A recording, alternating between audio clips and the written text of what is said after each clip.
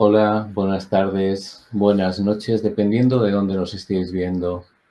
Bienvenidos una tarde, noche más, a Conociendo el Libro de los Espíritus. Mi nombre es Manuel y tendré el placer de estar con vosotros esta noche. Buenas noches, yo soy Dolores y hoy ya vamos a continuar con el estudio y profundizando dentro del tema Dios. Es un tema complejo, es un tema que aunque parece sencillo, nos va a dar muchos motivos de meditación. Y entonces ahí vamos a tocar el punto número 3, los atributos de la divinidad. Vamos a seguir ahondando en las propuestas profundas para conocer a Dios, que aunque parece, ya lo hemos dicho, sencillo, no son tan sencillas. Continuaremos con la pregunta número 10 que Kardec formula de una forma muy directa. ¿Puede el hombre comprender la naturaleza íntima de Dios? Y de la misma manera directa, los espíritus le van a responder, no, le falta un sentido para ello.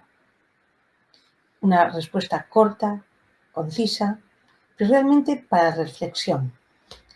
Se deja claro que aún hay mucho que desconocemos de nuestra evolución, no solo aprendiendo, sino también dotándonos de nuevos sentidos, porque tenemos que crecer intelectual y moralmente.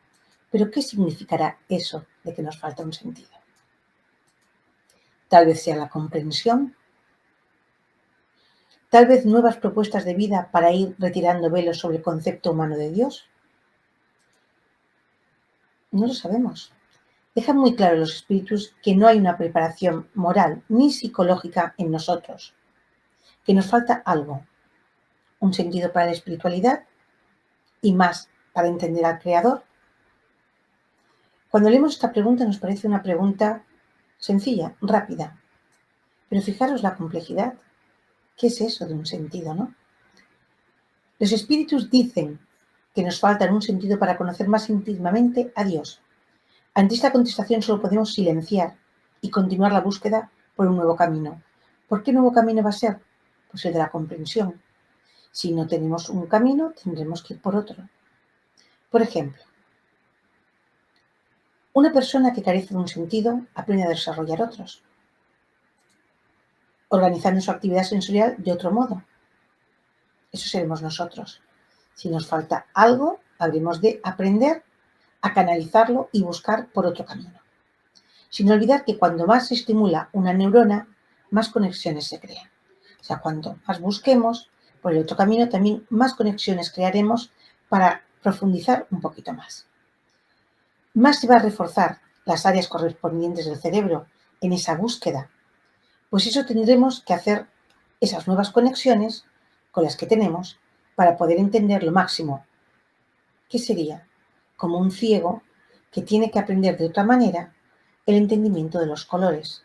No significa que los vaya a desconocer por completo, sino que de otra manera va a reconocer o a conocer lo que serían los colores. Porque nuestro cerebro dispone de una propiedad llamada plasticidad. Nosotros podemos, a través de estimular una parte determinada de nuestro cerebro, con la búsqueda de Dios, conectar con nuevas partes de Él. ¿Para qué? Pues porque nos falta un sentido. Por ejemplo, los animales, cuando viven mucho tiempo, tienden a perder la capacidad de tener nuevas neuronas que van a reemplazar a las viejas. Entonces pierden una parte de sus memorias. Exactamente igual nos pasa a nosotros. No es que cada neurona tenga una memoria, sino un conjunto que se comunica. Pero es una falta, se pierde esa relación molecular y parte de lo aprendido. O sea, a veces nos cuesta recordar, hay cosas que nos cuestan, porque a lo mejor hemos perdido esa parte que hace esa conexión. Lo curioso es que otros animales constantemente regeneran neuronas a lo largo de su vida útil. Por ejemplo, hay unos animales que cada año regeneran las neuronas y cada año aprenden cantos nuevos para atraer a las hembras, sobre todo en lo que serían a ciertas aves. Eso es la plasticidad. Y nosotros tenemos como seres humanos esa capacidad de plasticidad para poder adaptar nuestras neuronas a esa búsqueda de Dios. Gracias a las aves es como lo hemos descubierto. Pensaron que solamente ocurriría en los animales, pero no, también ocurre en nosotros. Y sobre todo en nosotros en el hipocampo, que es una parte de nuestro cerebro muy importante para todas las conexiones y para todo lo que sería nuestro sistema de ideas, de pensamiento y de creación. Eso es para que veamos lo difícil que es la búsqueda de Dios. No estamos hablando de que sea algo sencillo. Las personas cuando hablan de encontrar a Dios lo hacen como muy rápido, muy sencillo, en un ya. Pero es algo mucho más complejo. Entonces, claro, la siguiente pregunta lógica la va a hacer Kardec. Enseguida entendió que habría de buscarlo por otro camino. Entonces dice, ¿será dado al hombre algún día comprender el misterio de la divinidad? Claro, porque dice, ahora mismo es un misterio. No sabemos cómo si nos falta algo. Y le deja muy claro los espíritus cómo vamos a poder comprenderlo mucho mejor. No dice que vayamos a poder comprenderlo de todo. Cuando su espíritu no se halle ya oscurecido por la materia y por su perfección se haya acercado a ella, a Dios sería, entonces la verá y comprenderá. O sea, mientras estemos en la materia y estemos muy densos en la materia, nuestro entendimiento de Dios va a ser muy complejo o muy difícil. Por eso, esos grandes iniciados, lo que llamaríamos santos o espíritus elevados, siempre meditaron mucho y profundamente sobre la idea de Dios, dando sus propias razones, sus propios motivos, para poder conseguir y acercarse un poco más. Está muy claro, solo el perfeccionamiento humano y alejándonos de la materia nos aproximará a esa realidad. Aquí la interpretación está sujeta al conocimiento de nosotros mismos. Nosotros no podemos conocer a Dios si no nos conocemos primero a nosotros. ¿Cómo vamos a buscar algo fuera cuando dentro no lo hemos trabajado? O sea, que va a depender de nuestra evolución. Así de sencillo. Algo que los espíritus nos comunican continuamente. Dependiendo de lo evolucionados que estemos para ser humildes ante lo que somos y no lo que pensamos o creemos ser. Porque a veces no somos humildes, pensamos que sabemos mucho. Cuando hablamos de Dios con las personas, estas siempre te dan teorías muy rebuscadas, teorías a veces que es todopoderoso, que es no sé qué, pero la profundidad, la complejidad, es algo intrínseco en lo que llamamos Dios. Y ahí es donde los espíritus nos están, de alguna manera, diciendo, os falta un sentido. Estamos en una etapa de inferioridad todavía, pero a medida que adelantemos, penetraremos mejor intelectualmente en esas complejidades que nos resultan todavía hoy muy lejanas. Y como dice Kardec, a medida que nos perfeccionaremos, nos formaremos sobre Dios una idea más justa y más de acuerdo con la sana razón, si bien siempre incompleta. Fijaros que dice la sana razón y si bien siempre incompleta, o sea que nos queda todavía bastante camino para ese trabajo. Solo el pensamiento recto y las deducciones lógicas nos irán ayudando para esa búsqueda. Y cuando seamos capaces de escuchar la voz de nuestra conciencia, de nuestra propia, entonces surgirá la idea de Dios, donde realmente meditaremos cómo es Él, no lo que nos han enseñado, no lo que creemos, no esas ideas sin fundamento y sin proyección interior. Entonces nos preguntaremos, ¿cómo es? ¿Cómo no es? Así empezamos con esa gran etapa de búsqueda interna, a través de las diferentes reflexiones, traspasando el arrastre psicológico de las diferentes ideas que ya han princhido dentro de nosotros, que ya están ahí colocadas de otros momentos, de otras vidas, de otros crecimientos. Siempre que acabamos pensando en los atributos de Dios, no podemos evitar hacerlo con el bagaje intelectual y religioso que se nos inculcó dentro de las diferentes religiones que hemos ido pasando día tras día, pero no siempre lo hacemos con la profundidad necesaria, sino desde una óptica mucho más bien cómoda para nosotros, siguiendo la corriente de ideas, como ha dicho Lori hace un momento, que ya tenemos preconcebidas y que han sido estereotipadas durante mucho tiempo. Se nos han ido enseñando y nosotros hemos creído de alguna manera que esa era la verdad. Bueno, pues Kardec describirá de una forma mucho más clara estos atributos en las siguientes preguntas de este mismo libro. Ahí es donde los propios espíritus nos van a ir dando o quitando, depende, la razón en lo que va a ser nuestro pensamiento. pero de forma que ellos no lo van a manipular, porque muchas veces cuando se nos inculca un pensamiento se nos manipula. Ellos lo hacen de una manera sana, dándonos libre albedrío y la libre capacidad de pensar, sin que se nos manipule, como hemos dicho, en otras etapas que hemos pasado en nuestras existencias, en nuestro crecimiento espiritual, dándonos solamente una opción y no pudiendo escoger las cosas. En las respuestas que nos están dando los espíritus, ellos nos van a decir lo que saben y lo que piensan. Y nos dicen directamente a nosotros: ahora, sobre lo que hemos dicho, vosotros vais a reflexionar. Y vosotros vais a decir lo que es verdad y lo que es mentira. Y sobre nuestras nuevas propuestas, o las antiguas que teníais, vais a tener que investigar vosotros mismos. Porque nosotros os damos nuestra opinión, lo que nosotros conocemos. Pero el trabajo para conocer, para investigar, para seguir entendiendo, es vuestro. Y esa es la libertad absoluta que tenemos los espíritus. La de que no se nos manipule, la de llegar cada uno en el momento determinado a su destino. Vamos a leer en la pregunta número 13 algo que es una pregunta que puede parecer ingenua, pero que está llena de grandes connotaciones filosóficas. No olvidemos que Kardec es un gran pedagogo. Y cuando él formula la pregunta, le va a quitar todo lo que pueda entrar en controversia con la religión o con otras filosofías, para que sean los propios espíritus los que den una respuesta abierta, con un análisis crítico y razonado, lleno sola y exclusivamente de pensamiento constructivo, para que nosotros seamos los que lleguemos a las conclusiones.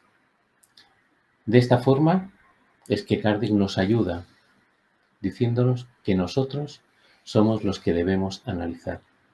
Y en esta pregunta 13, Kardec dice: cuando decimos que Dios es eterno, infinito, inmutable e inmaterial, único y todopoderoso, soberanamente justo y bueno, ¿no tenemos una idea completa de todos los atributos?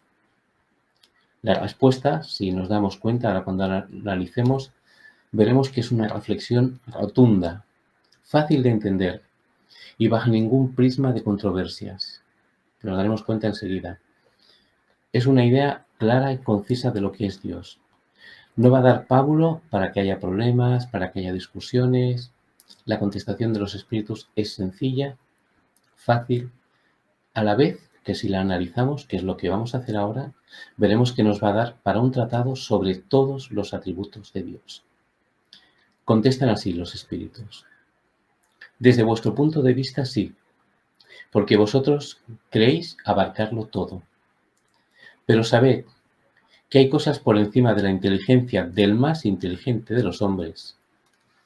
Y para esas cosas, vuestro lenguaje, que se limita a vuestras ideas y a vuestras sensaciones, no posee expresiones. La razón os dice, en efecto, que Dios debe poseer esas perfecciones en un grado supremo, porque si careciera, aunque solo fuese de una de ellas, o bien no las tuviese en un grado infinito, no sería superior a todo, y en consecuencia, tampoco podría decirse que es Dios. Para estar por encima de la totalidad de todas las cosas, Dios no debe sufrir ninguna vicisitud y no ha de tener ninguna de las imperfecciones que la imaginación pueda llegar a concebir. Respuesta concisa, concreta, que va a dar todo un tratado en este capítulo. Porque los espíritus nos están hablando de nuestro propio ego, que muchas veces nos ciega, de que nuestra inteligencia aún es limitada para muchas cosas, como ya hemos dicho antes. Por supuesto, de la carencia de lenguaje. Hemos comentado en este preámbulo infinidad de veces que es muy, muy limitado y muy poco descriptivo. Porque sobre todo cuando es para una idea nueva, para asuntos desconocidos, siempre intentamos equipararlo a cosas que conocemos. Y eso lo que hace es desvirtuar la verdadera imagen de aquello que no conocemos, porque necesitamos compararlo con algo que sí conocemos. Y de esa manera, lo único que hacemos es perder la esencia de aquello que intentábamos conocer. Nos hablan también aquí los espíritus de la razón, que sólo así es como vamos a poder llegar a las conclusiones, razonando, porque de otra manera ellos nos impondrían unas ideas y nos explican diciéndonos, razonad con nosotros, pero os dejamos la voluntad de creer o no creer, de seguir buscando o no seguir buscando. Todo va a depender de vosotros. Nos dicen que tenemos las herramientas, que ellos nos van a dar las pistas, que nos van a hacer, al comenzar desde el principio, una idea nueva de Dios, pero que será, sobre todo con nuestro esfuerzo, con lo que vamos a llegar a cambiar esos viejos paradigmas y conceptos. Es muy complicado a veces crear una nueva idea, crear sinapsis cerebrales, como decía Lori, esas nuevas comunicaciones neuronales con cosas que desconocemos. Una de las cosas más sorprendentes que tiene nuestro cerebro es que a veces, sin que nos demos cuenta, funciona a base de predicciones. Todo lo que estamos haciendo ahora nosotros, todo lo que estáis haciendo los que nos estáis viendo, está basado en predicciones. Nos pasamos todo el tiempo haciendo una predicción y luego reaccionamos si es que no hay algo nuevo que nos rompa esa predicción en un instante, pero porque ya lo habíamos previsto.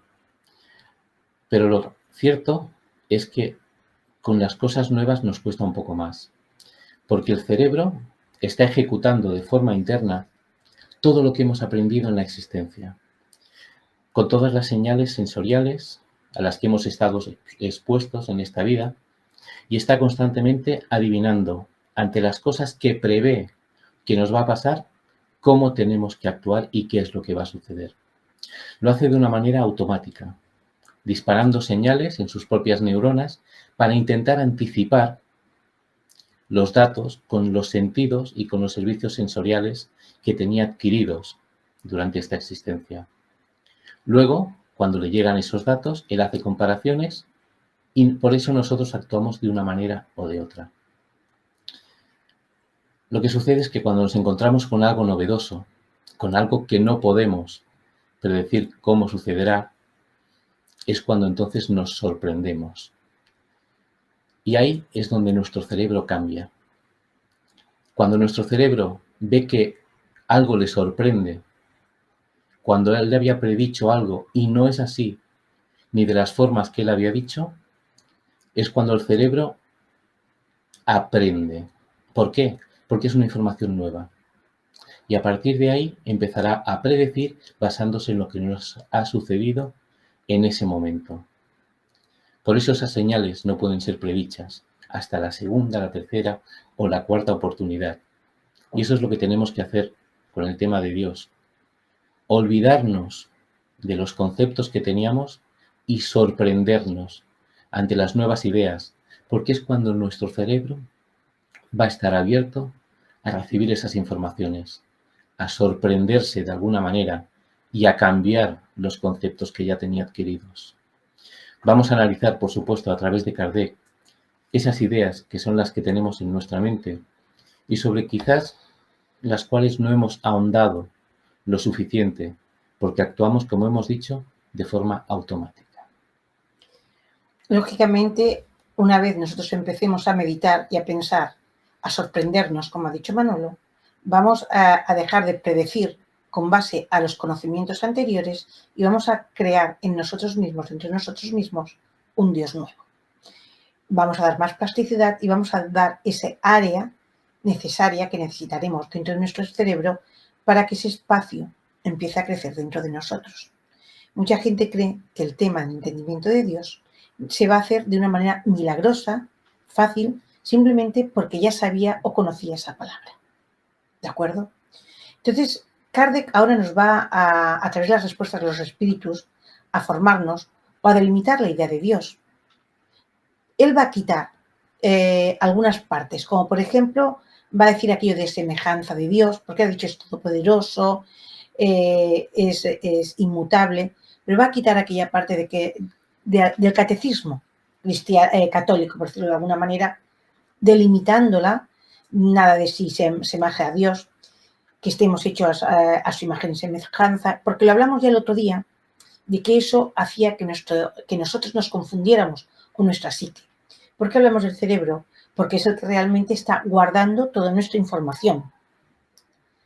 Entonces, ¿de qué va a hablar para no entrar en controversia? Pues de los atributos de Dios, con los cuales hoy vamos a reflexionar.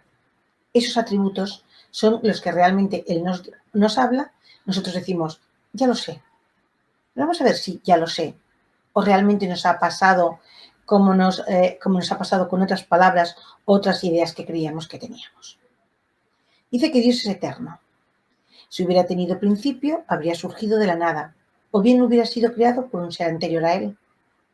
Así poco a poco nos remontamos hasta lo infinito y la eternidad. Aquí todos sabíamos que Dios era eterno. Todos teníamos esa idea clara, Dios es eterno. ¿Hemos reflexionado? ¿Hemos reflexionado como cuando otras palabras? Analicemos. Hemos escuchado muchas veces hablar o hemos leído sobre la eternidad, pero no somos ni siquiera capaces de acercarnos a ella y su verdadero significado. ¿Qué quiere decir la eternidad de Dios? Porque está registrada en la Biblia continuamente, pero esa eternidad también se encuentra en nosotros, que somos espíritus eternos. Claro, pero Dios no fue creado, pero nosotros sí hemos sido creados. ¿Es la misma eternidad? ¿O somos un reflejo de la eternidad de Dios? Para nosotros es muy complejo entender psicológicamente y está muy lejos nuestro medidor intelectual. Hablo medidor intelectual porque ¿cómo medimos? ¿Cómo sabemos qué es la eternidad? ¿Con qué lo estamos midiendo? Si no tenemos un patrón predictivo ni descriptivo dentro de nuestra psique o de nuestro intelecto. ¿Qué es la eternidad? ¿Con qué lo comparo? Si en un momento en que yo hago cualquier cosa, el tiempo ya ha dejado de ser eterno. Bueno, el significado de eternidad sería por ejemplo, uno de los significados sería una duración infinita y sin límites. Y otros lo designan como una existencia sin tiempo o fuera del tiempo, completamente atemporal. Por ejemplo, voy a coger un lápiz, lo rompo. Estaría pasado, presente y futuro, si es atemporal. Pero nosotros no podemos concebir eso en nuestra cabeza. El pasado fue el lápiz, el presente es cuando lo rompo y el futuro es cuando ya está roto. ¿Cómo puede ser eso? Entonces la eternidad la vamos viendo que es algo que es un poquito más complejo. Sin embargo, los conceptos de eternidad, inmortalidad o de infinitud, que fue uno, si Dios era infinito, al ahondarse más específicamente en su estudio particular, no poseen de hecho los mismos significados. Es claro, cuando decimos Dios es eterno, ¿qué significa para nuestra psique? ¿Qué significa para nosotros mismos? Nos encontramos de nuevo con una paradoja del entendimiento. Como siempre nos vamos a encontrar con esta paradoja con Dios. Agustín de Hipona, un gran pensador, filósofo, escribió que el tiempo existe solo dentro del universo creado, de manera que Dios existiría fuera del tiempo, ya que para Dios no existe pasado ni futuro, sino únicamente un eterno presente que se podría llamar el presente continuo. Así lo describió uno de los grandes pensadores. Pero vamos a ver cómo otros grandes pensadores también lo describen, esta eternidad, y pueden parecer absolutamente contrarias. ¿Y cómo podemos saber quién tiene la razón? O a lo mejor las tienen todos. Dejemos este punto, como nos pasó con el infinito, para que cada uno medite y aclare su concepto de eternidad. No solo el mismo como definición, sino penetrando dentro de nosotros como una realidad. Y si podemos penetrar en la realidad íntima de nuestra propia eternidad y de lo que somos como espíritus, tal vez podamos entrar un poquito en esa eternidad de Dios. Porque claro, es todo un conjunto que ya sabíamos lo que era. Sabíamos lo que era, que Dios era eterno. Pero de repente, vamos a ver qué significa. Además, entremos en esas meditaciones que han hecho los grandes pensadores, más nos acercaremos, más podremos amar, más podremos comprender. También nos dice que es inmutable. Si el universo se hallara sujeto a mudanzas, las leyes que rigen el universo no poseerían ninguna estabilidad. Dios es inmutable. También todos lo sabíamos. Y fíjate que este concepto lo sabíamos incluso hace casi desde Jesucristo, que Dios no mutaba. Aquí una reflexión que parece que las religiones habían pasado por alto y que no es así, que también a veces hemos pasado por alto. Si era inmutable, ¿pero qué le pasaba a ese Dios inmutable que nos decía las diferentes religiones? Que también se enfadaba. A ver, vamos a ver, ese día le pedía al profeta de turno, por ejemplo, si no recuerdo mal, Isaías, que hiciera algo casi imposible, como era matar a su hijo. O a Noé, que hiciera una gran barca. O sea, castigaba la sexualidad que él mismo puso para la procreación. Todo lo que él había hecho o había creado, después debería deshacerlo por un simple capricho. Fijaros que esa inmutabilidad no está afianzada dentro de nosotros. Es algo que estamos todavía trabajando. Porque, a ver, es que ese concepto de enfado, de que ahora cambio, las implicaciones psicológicas para el hombre son catastróficas, porque esa idea tan antropomorfa, que no solamente era del cuerpo, sino también de emociones y sentimientos, está dentro de nuestro inconsciente. Ese es el gran problema. Por ejemplo, vamos a empezar por la Biblia, por ese Dios que hemos aprendido, ¿no? Dios tenía un preferido, Abel. ¿Os acordáis de Abel y Caín? Bueno, pues probablemente yo también me habría enfadado si Dios hubiera preferido a Abel en vez de a mí. Pero yo creo que todos los que estamos ahora mismo nos habríamos enfadado. Que Dios, el creador de todo, tenga un preferido. Es mal asunto para todas las familias que alguien tenga un preferido, ¿no? Eso nunca va a acabar bien. Y de hecho, Abel fue asesinado por su hermano. Podemos decir que está mejor o peor, pero sus connotaciones psicológicas están ahí. Y entonces todos, desde ese punto, empecemos a ver un Dios que muta, que tiene sentimientos, que tiene preferencias. Entonces, psicológicamente todavía no hemos cambiado. Todavía tenemos esos resquicios, y a veces más que resquicios. Y aun sabiendo que es inmutable, interiormente nos cuesta mucho entenderlo, porque el cambio de un Dios único viene desde los dioses primitivos, cambiamos a ese Dios único, y entonces nos hemos encontrado durante muchas vidas en el inconsciente ese patrón predictivo que tiene nuestro cerebro de un Dios que se enfadaba hasta el día de hoy. Luego, aunque yo crea que no se enfada, mi cerebro predictivo me va a decir que se va a enfadar. Se habla siempre de castigo por parte de Dios. Incluso muchos espíritas hablan de castigo, cuando no es posible, como si nuestras pequeñeces fueran algo importante en la creación. Y nosotros, como criaturas, pues nos creemos que nos van a castigar, ¿vale? Imaginaros un niño de 5 años que habla de sus padres, de cosas de niños, lo que me ha pasado, que mira que se me ha roto el pantalón, y los padres escuchan como adultos y enseñan a ese niño. Le están enseñando, eso es Dios. Él no cambia como nosotros, que queremos un Dios a nuestra medida y a nuestra conveniencia. Y ese patrón está dentro todavía de nosotros. Es muy complicado hablar de un Dios inmutable en nuestros sentimientos. Es muy fácil hablar desde la razón. Ahora con esta reflexión simplemente entraremos en conflicto de lo que sabíamos y creíamos saber y lo que sentimos. Razón y sentimientos aprendidos tendrán que aunarse para todos aquellos que se acercan a esta búsqueda. Reflexionamos con razón, pero está impreso en nosotros un Dios que se enfada según nuestras acciones. El inconsciente va a crear una culpa. Y entonces hablamos del sentimiento de culpa que se nos genera muchísimas veces y en el cual estamos trabajando la gran mayoría de la humanidad. Y nos constriñe sin saber por qué. Nos sentimos observados por un Dios que es inmutable, pero para nosotros es mutable y cambiante. En el momento que tú te sientes observado por Dios en tus acciones, hay algo que todavía no ha conjugado, la inmutabilidad y lo que hay en el inconsciente. Es el momento en que la espiritualidad superior nos dice que cambiemos cuando nos dice eso, que es inmutable. Nos está diciendo, de ahora en adelante borrar todo el pasado, empezar de cero. Por eso hemos hablado de la plasticidad de las predicciones de nuestro cerebro. Tenemos que cambiar el viejo paradigma y empecemos a trabajar en el nuevo, para imprimirse bien en el inconsciente y disolver el antiguo. Muchos choques emocionales, muchos miedos, muchas angustias, muchas culpas, cuando nosotros trabajemos en esa nueva idea, van a liberarse, van a cambiar.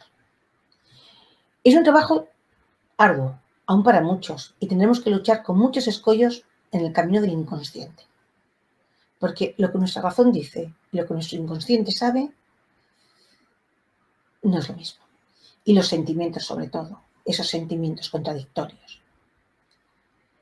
Para que esta razón tan clara que nos dan los espíritus se impregne realmente en nosotros, hemos de seguir trabajando.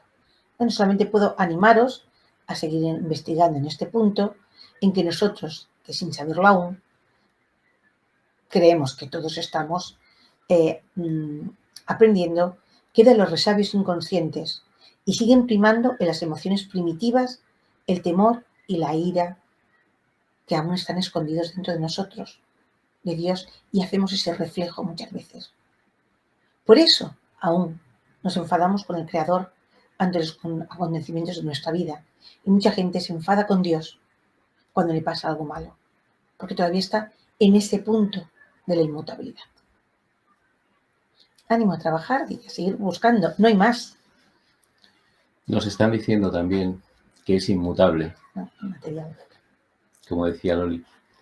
Ahora lo veremos, porque está vinculado a que es inmaterial, porque su naturaleza difiere de todo lo que llamamos materia, porque de lo contrario no sería inmutable, que es lo que ella nos acaba de explicar, debido a que se encontraría sujeto a las transformaciones de la materia.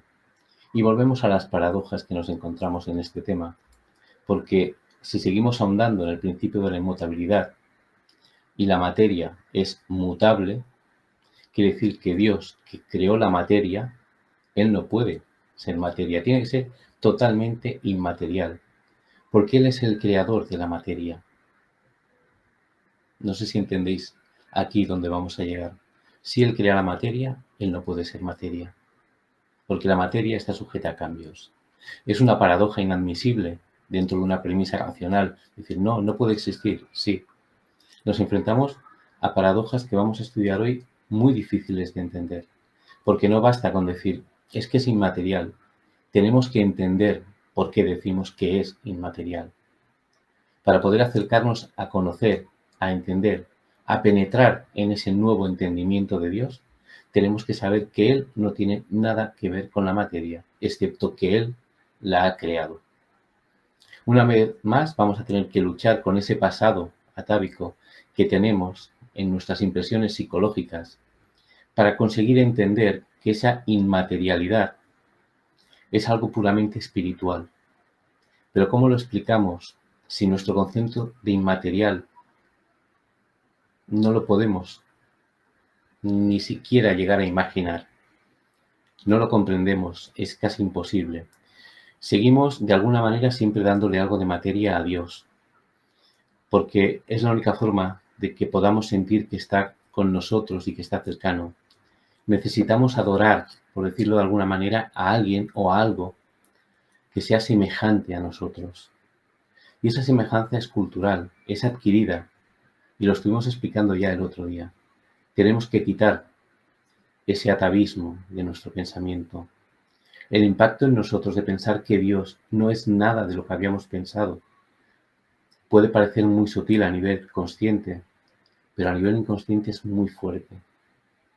Es como imaginaros a una persona que dice, yo no soy de carne y hueso, yo soy de otra materia. Bueno, pues es esto, es decir, Dios no es lo que hemos creído hasta ahora. Tenemos aquí mucho trabajo para analizar, para limpiar nuestras ideas anteriores, para buscar. Y como ha dicho Loli, animamos a todo el mundo a que realice ese esfuerzo, a que intente pensar en un Dios inmaterial totalmente. Porque recordad que hemos dicho que nuestro cerebro tiene plasticidad y nosotros somos los que a esa plasticidad le vamos a dar la forma que queramos. Por lo tanto, nosotros tampoco tenemos, si queremos, limitaciones a la hora de pensar en cómo es Dios. Basta cambiar esos conceptos. También nos dice Kardec que Dios es único, porque si hubiera varios dioses, no existiría ni unidad de propósito ni unidad de poder en la ordenación del universo. Palabras textuales de Kardec. ¿Y por qué es importante la unicidad de Dios? Es algo que ya hemos trabajado por siglos, porque hablamos del monoteísmo, lo estuvimos tocando la semana pasada, pero seguimos teniendo ahí una asignatura pendiente, porque es verdad, sabemos que Dios es único, que está por encima de todo. Entonces yo preguntaría, ¿por qué entonces, sin ir a las instancias más altas cuando necesitamos algo, acudimos a los santos? O aquellos que llamamos con 1000 nombres, como espíritus nobles, santos, como he dicho, ángeles de la guarda, protectores. Es porque todavía esa unicidad de Dios es la ancestral creencia que tenemos en nuestra psique de esas diferentes fuerzas divinas. Y las hemos ido adaptando psicológicamente a unas ideas que en el fondo son verdad, ya que en realidad estas personas, estos seres a los que pedimos, no dejan de ser intercesores. Los utilizamos como un apoyo para entender un poco más a Dios. ¿Y por qué no nos atrevemos directamente a pedirle a ese Dios? Entonces, ¿qué hacemos? Buscamos a alguien que interceda por nosotros. Buscamos un emisario. Pero hay un largo recorrido para conseguir entender por qué hacemos eso. ¿Por qué no somos capaces de hablar directamente con Dios?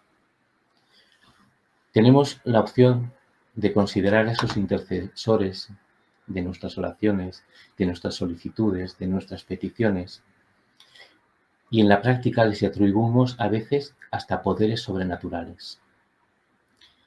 Porque tendríamos que analizar muy seriamente a veces a quién pedimos las cosas. ¿Quién son esos intercesores que en algunas religiones se llaman santos?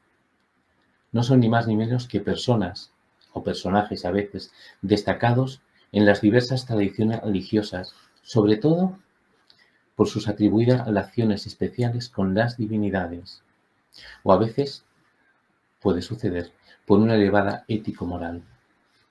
La influencia de un santo a veces se ve superada en el tema de la religiosidad, cuando la aceptación de un ser, de una entidad, de alguien, es moral, porque adquiere un componente que es mucho más universal, va mucho más allá de la religiosidad.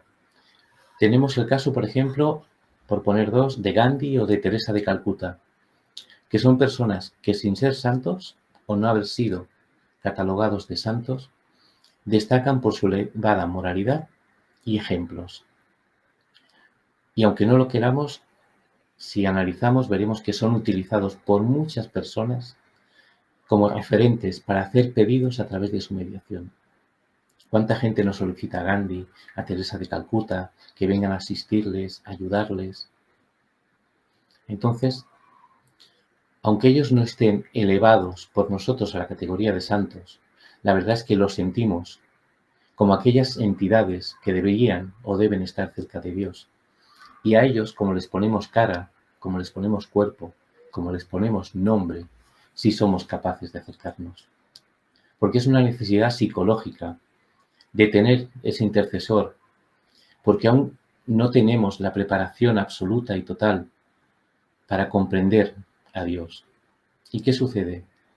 Que aún no tenemos miedo, como decía Gloria hace un momento, a ese Dios castigador, como el que tiene miedo a la oscuridad, no lo podemos evitar. Hay muchos motivos por los que usamos esa muletilla, ese apoyo, ese bastón de apoyo entre Dios y nosotros. De todas formas, pensar que si los llamamos santos es porque los vocablos hebreos y griego también ya nos hablan de algo puro, de algo limpio, de algo religioso, de una unión con Dios, algo que no está correcto. Entonces nosotros psicológicamente nos acogemos a esa idea y los utilizamos. Pero es que los espíritas también lo hacemos. Pedimos a nuestros espíritus guías esa intercesión, a Becerra, a Joana, Francisco de Asís, a quien queramos, que no es malo, no estamos diciendo en ningún momento que sea malo. Decimos que precisamos psicológicamente de alguien que esté más cerca de nosotros porque somos incapaces de entender verdaderamente qué es Dios. Hay que ser conscientes todavía del camino que debemos recorrer para integrar en su totalidad la idea de un Dios único, porque en el fondo conocemos nuestras deudas, nuestras imperfecciones, y sabemos que si utilizamos a alguien para que interceda por nosotros, nos vamos a sentir psicológicamente aliviados. Los utilizamos como el que utiliza a sus hermanos mayores cuando quiere pedir algo a sus padres y dice, oye, ven conmigo, que si estás conmigo me siento como más protegido, ¿no? Pues así utilizamos nosotros a los guías, a los mentores. Pedimos a través de ellos porque no somos capaces todavía de hablar con Dios, porque nos sentimos infinitamente pequeños. La veneración de esos santos, que creemos que puede ser algo que viene de siempre o que es algo nuevo, sobre todo sobrevino con los primeros cristianos, que usaron a los mártires, aquellos que ellos verían que estaban muriendo antes que ellos, que daban sus vidas, que se sacrificaban, los utilizaban porque pensaban que iban a estar cerca de Dios y le pedían a esos mártires que les ayudasen.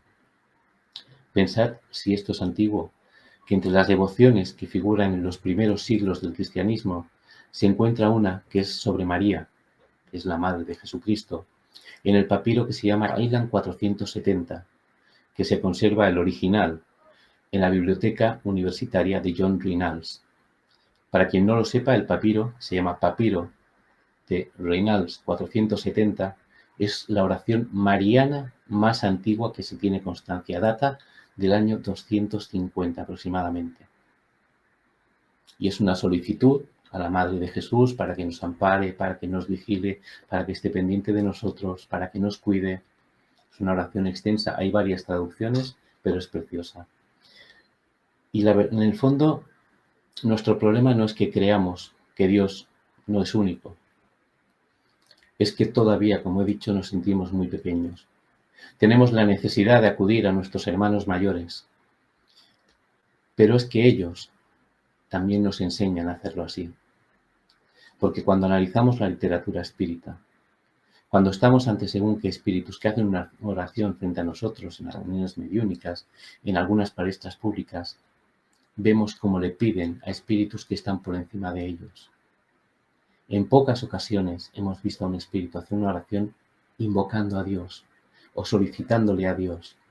Siempre intentamos pedir algo que está por encima nuestro. Entonces, eso es lo que psicológicamente nos está castrando a la hora también de entender a Dios. Pero poco a poco vamos a ir abriendo ese conocimiento y esa mente para dejar entrar la esencia de Dios. Normalmente los espíritus guías piden directamente a Jesús, que es uno de los espíritus más elevados que hemos tenido en esta tierra, que es el espíritu más elevado. Entonces, también ellos tal vez se sientan esa necesidad, ya no psicológica, sino de enseñarnos que las intercesiones son necesarias y que tal vez, aunque creamos en un Dios único, todavía estamos muy alejados de ese sentimiento interno y real. Gracias al monoteísmo ya podemos afirmar que sabemos y entendemos en el Dios único, pero todavía los pedidos a Él nos cuestan. Es todopoderoso, también nos dice Kardec, porque es único. Si no poseyera el soberano poder, habría algo más poderoso que Él, o tan poderoso como Él. No hubiera creado la totalidad de las cosas y aquellas que Él no hubiera hecho serían obra de otro Dios.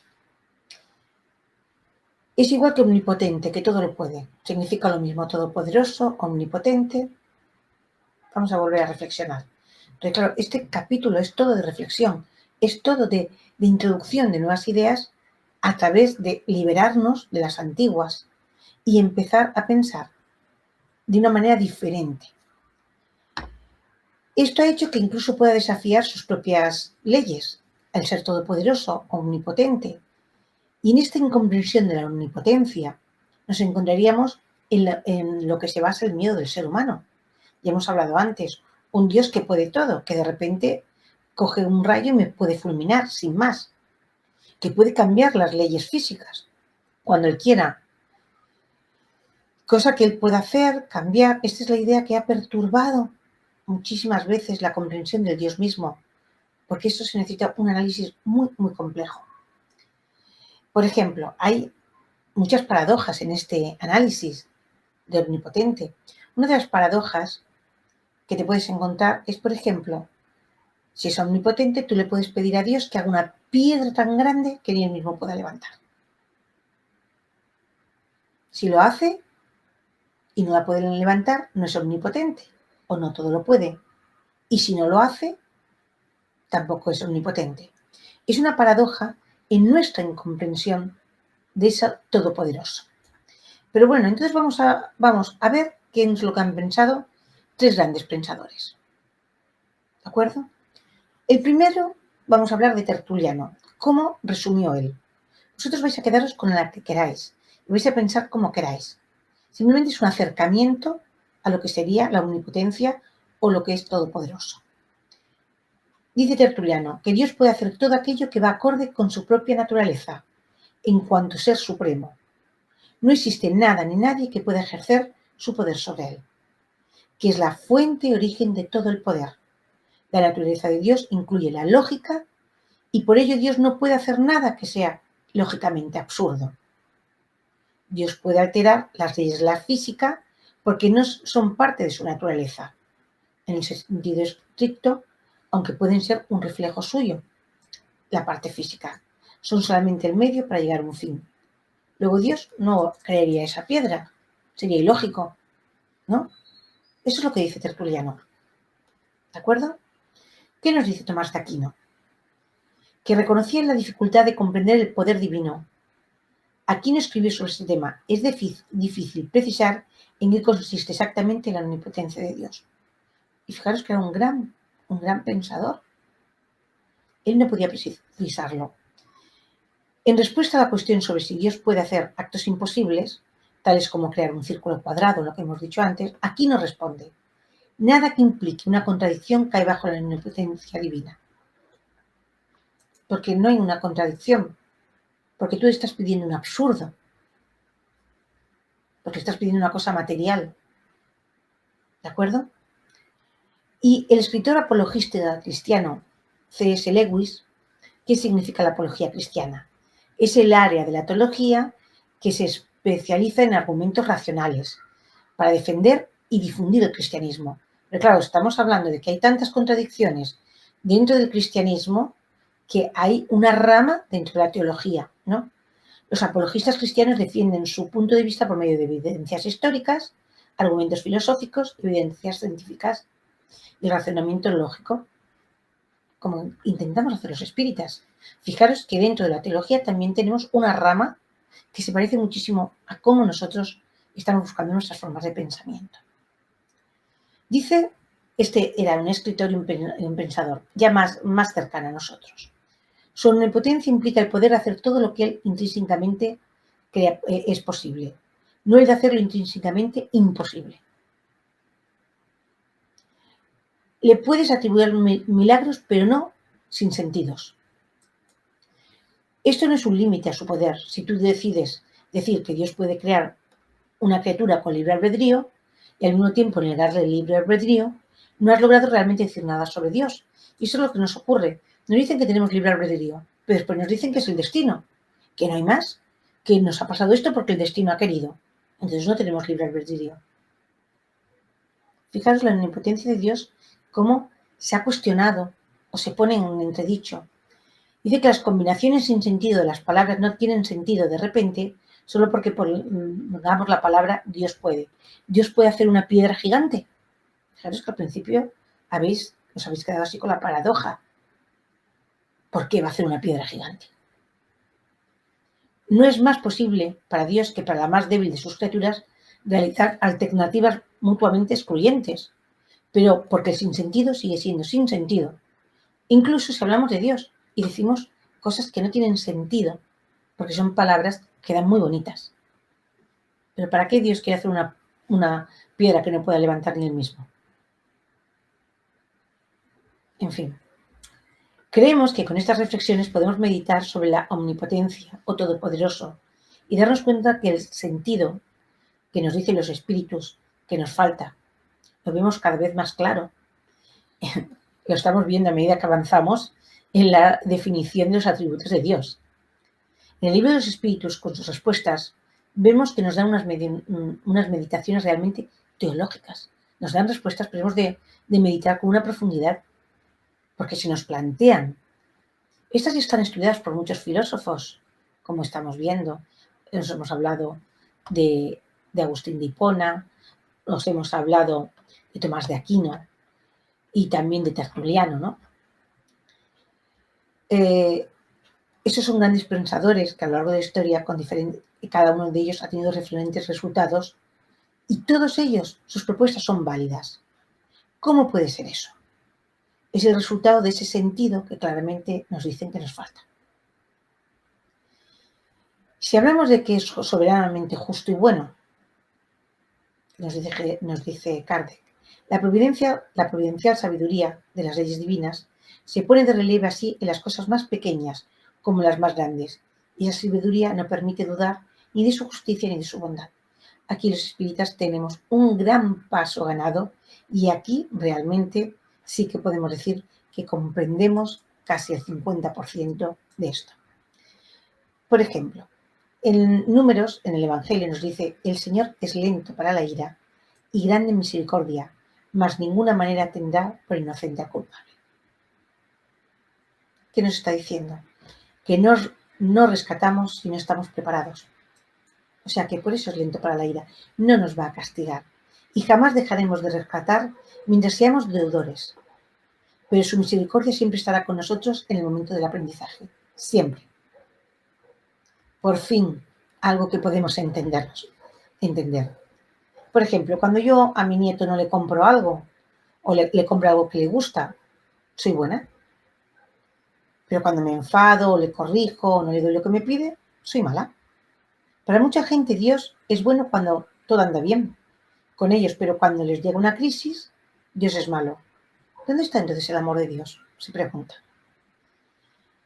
También nos ocurre que cuando vemos el mundo, lo vemos plagados de injusticias, muchas veces, y maldades. Personas muriendo de hambre mientras quienes deberían ayudarles viven con exceso gracias a la corrupción y al robo. Pareciera que este mundo lo que abundan es la maldad y el egoísmo, completamente contrario a la imagen que se nos presenta de Dios. Y esto nos hace dar vueltas y vueltas en nuestra cabeza. Pero la justicia divina es un punto bastante claro de la ley de acción y reacción, que nos explica la codificación, y gracias a toda la literatura espírita podemos ver la complejidad de esos lazos. Os aconsejaríamos unos libros, por ejemplo, como Cadenas rotas, Liberación, de Ivaldo Franco y otros muchos, ¿no? De Chico Xavier también encontraríamos otros muchos ejemplos, pero hay uno especialmente bonito que es Acción y Reacción, donde se puede ver esa complejidad. Entonces solo nos queda la aceptación de esa ley de causa y efecto y el entendimiento para ese proceso que, como hemos visto, no siempre somos capaces de asumir y entender con los sentimientos, aunque digamos que sí, con la razón. Hay una cosa que dijo Jesús: yo he vencido al mundo. Y aquí nos diferencia con esta frase, haciendo distinción muy clara entre la maldad del mundo y la bondad y la justicia infinita de Dios. Porque él se sentía parte de Dios y no con la maldad que pudiera tener no el mundo, sino los hombres que no saben o no entienden.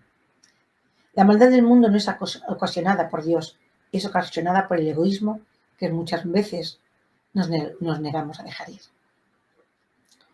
Cada vez que elegimos nuestro bienestar por encima de los otros, sin importar si estamos haciendo daño a alguien, cada vez que tomamos una decisión sabiendo que vamos a lastimar a otra persona, incluso cada vez que elegimos la materialidad en lugar del amor al prójimo, ponemos nuestro pequeño grano de arena para que la maldad que hay en el mundo siga creciendo y siga adelante. Una vez que colocamos todas las ideas que hemos hablado de Dios dentro de nosotros, la reflexión sobre Dios merece un estado constante de revisión en nuestro propio interior, dejándonos los espíritus la tarea de reconstruir y conocer sin manipulaciones, a través de nuestro propio esfuerzo y de nuestro mejoramiento intelectual y moral, como parte de ese proceso que necesitaría el mundo entero, no solo nosotros, para este nuevo mundo de regeneración. acercándonos un poquito, aunque sea un poquito solo más, al entendimiento de lo que no puede ser Dios y de cómo nosotros seguimos haciendo un esfuerzo por acercarnos a Él. Tenemos que conocer cómo funciona nuestro cerebro, como hemos dicho, esa plasticidad, porque muchas veces, sin darnos cuenta, nos dejamos influir por los pensamientos de los demás. Sin darnos cuenta, nuestro cerebro trabaja en secreto con los de todos los demás, con los de nuestra familia, con los de nuestros amigos, con nuestros vecinos, incluso con personas extrañas, que contribuyen a la estructura y a la función de nuestro cerebro, que ayuda a mantener el cuerpo y la mente funcionando. Sin darnos cuenta, esa influencia va a hacer que a la hora de tomar decisiones, a la hora de simplemente de pensar, estemos influenciados. Pensar que hay experimentos que han llegado a demostrar cambios incluso en el cuerpo físico de una persona, a menudo influenciados por otra. Muchas veces incluso podemos decir, cuando están involucrados románticamente, por supuesto, vemos una pareja caminar por la calle y es que caminan igual, tienen gestos parecidos, hacen las cosas igual. Nuestro cerebro está influenciado por el cerebro de la otra persona. Pero eso nos pasa también con los amigos o con extraños cuando nos conocemos por primera vez. A veces nos sentamos con un extraño en una mesa, una entrevista, y sin darnos cuenta, sus gestos, su forma de hacer, nos influye y acabamos imitando porque creemos que lo de la otra persona está bien. Es como trabaja nuestro cerebro. Por eso, cuando estés con alguien que te importa, daros cuenta y veréis cómo la respiración cambia. Incluso se pueden llegar a acompasar los latidos del corazón. Son fenómenos físicos que se dan y no nos damos cuenta porque es algo natural. Este tipo de conexión física existe a veces entre los bebés y sus cuidadores, y lo hemos visto muchas veces, o entre los terapeutas y sus clientes, entre personas que toman una clase de yoga, o entre los adoctrinadores de un centro espírita, en los que aconsejan, en los que hacen las asistencias fraternas. A veces corremos el peligro de que aquella persona que viene buscando consuelo, de alguna manera se apegue en exceso, porque se siente entendida. Tenemos que tener en cuenta que nuestros cerebros simpatizan con los otros cerebros de manera inconsciente, sin que nos demos cuenta. Y por el contrario, también existe la repulsión de los cerebros. Es como si fuésemos dos cerebros que están bailando juntos y se estuviesen pisando el uno al otro. ¿Os lo imagináis? Pues eso también llega a suceder. Por eso es muy importante conocer cómo funciona nuestro cerebro, conocer cómo funciona nuestra mente, controlar nuestros pensamientos en todo momento. Hemos de aprender que si queremos conocer a Dios, nos tenemos que conocer sobre todo a nosotros mismos. Tenemos que abrir nuestras mentes, utilizar esa plasticidad de la que estamos hablando durante este capítulo para que nuestro elemento sea de lo que nuestro cerebro se vaya alimentando, lo que nosotros le vamos dando, no lo que los demás le quieren dar. Y sobre todo nos tenemos que preparar ético-moralmente para conseguir adquirir ese sentido que dicen los espíritus que nos falta, que a lo mejor no es uno, que a lo mejor son varios. Entonces vamos a empezar a trabajar en conocer nuestros actos, nuestros pensamientos, cómo miramos, cómo hablamos y cómo sentimos.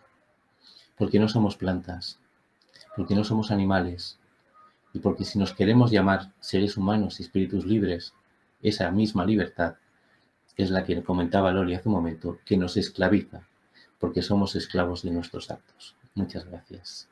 Muchas gracias a todos y esperemos veros la próxima semana. Un saludo a todos.